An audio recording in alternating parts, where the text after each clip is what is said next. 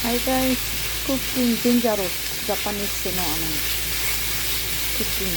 Nakalimutan ko kunan ngayon lang nagisa ng baboy. Pag-gisa ng baboy, nilagay yung labong. Pagkagisa ng labong, may okay na yan. Nilagay ang bell pepper. Hindi, ano ba yan? Basta yan, timang at medyo malakas ang apoy para halo-halo, mekos-mekos. Then ilagay ang sauce.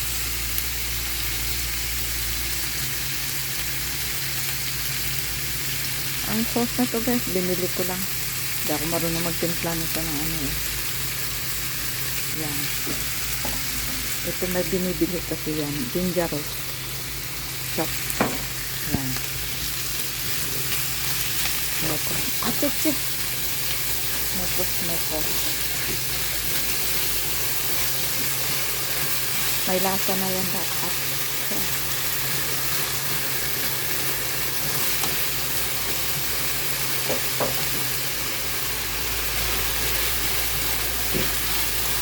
Hanggang maluto. Okay na to.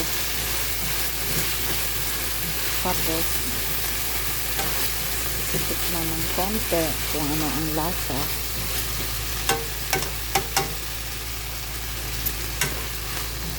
Yummy siya.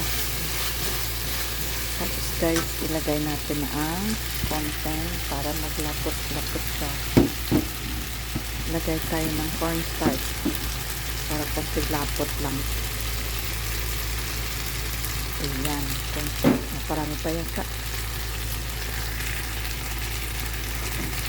Ayan.